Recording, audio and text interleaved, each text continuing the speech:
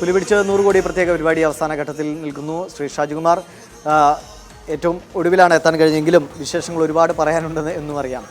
സിനിമയിൽ VFX രംഗങ്ങൾ ഉപയോഗിച്ച് ഒട്ടേറെ സീനുകളുണ്ട്. അതുകൊണ്ട് തന്നെ ക്യാമറമാനെ പിടിപ്പത് പണിയുണ്ടാകും. കാരണം പിന്നീട് അത് എഡിറ്റിംഗ് ടേബിളിലേക്ക് എത്തുമ്പോൾ കൃത്യമായിരിക്കണം, ഒരു അളവ് പോലും തെറ്റാൻ പാടില്ല. എങ്ങനെയായിരുന്നു ആ രംഗങ്ങൾക്ക് വേണ്ടിയുള്ള ഭാഗങ്ങൾ ചിത്രീകരിച്ചത്? ഇല്ല, ആ ലെയറുകൾ ഞങ്ങൾക്കൊരു വ്യക്തമായ ധാരണയുണ്ട്, ഒരു സ്റ്റോറി ബോർഡ് ഉണ്ടായിരുന്നു. അപ്പോൾ അതുകൊണ്ട് അങ്ങനെ ഒരു കൺഫ്യൂഷൻസ് ഉണ്ടായില്ല. പിന്നെ അത്രയും ലെയറുകൾ നമ്മൾ ഷൂട്ട് ചെയ്യേണ്ടി വന്നു. അതിൻ്റെ മെഷർമെൻറ്റുകൾ, കാര്യങ്ങൾ, എല്ലാ ഷോട്ടുകളും എത്ര വളരെ ആക്യുറേറ്റ് ആയിരുന്നാലേ നമുക്ക് ഇങ്ങനെ ഒരു റിസൾട്ട് വരുള്ളായിരുന്നു. അതെന്തായാലും ഞങ്ങളെടുത്ത സ്ട്രെയിൻ അതിൻ്റെ ഒരു റിസൾട്ട് കണ്ടു. അതിൽ വലിയ സന്തോഷമുണ്ട്.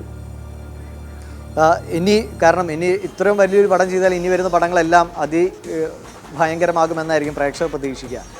ഇനി ഇത്രയും റിസ്ക് എടുക്കാൻ ഉടനടി തയ്യാറാകുന്നോ, അതോ ഇനി കുറച്ച് റിലാക്സ് ചെയ്ത് വർക്ക് ചെയ്യാവുന്നുണ്ടോ?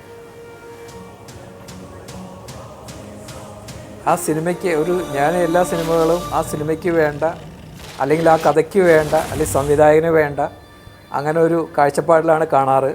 ഇനി അങ്ങോട്ടുള്ള സിനിമകളുടെ കഥ അല്ലെങ്കിൽ അതിൻ്റെ സിറ്റുവേഷൻസ് എന്താണോ ഡിമാൻഡ് ചെയ്യുന്നത് അത് തന്നെയായിരിക്കും ഞാൻ ഇനി അങ്ങോട്ട് ചെയ്യാൻ പോകുന്നത്. വിനു, അജാസ്, ശ്രീ ഷാജികുമാർ, ഒപ്പം റോമിൻ അവസാനമായിട്ട്, നമുക്ക് സമയം കുറവാണ്, അവസാനമായിട്ടൊരു ചോദ്യം ചോദിക്കുകയാണ്. എന്തായാലും ഭാവിയിലെ ഒരു നിർമ്മാതാവാണ്, ഭാവിയിലെ നടനുമാണ്. ഇവരെല്ലാം ഇവിടെ സാക്ഷികളായി ഉണ്ട്. ഉടൻ പുലിമുരുകൻ്റെ 2ാം ഭാഗം റോമിൻ നിർമ്മിക്കുമോ, അതോ പപ്പ തന്നെ നിർമ്മിക്കുമോ, അതോ മറ്റേതെങ്കിലും സിനിമയിലേക്ക്, നിർമ്മാണ രംഗത്തേക്ക് റോമിൻ കടന്നു വരുമോ? പുലിമുരുകൻ 2ാം ഭാഗം ഉടനെയൊന്നും കാണാൻ വഴിയില്ല.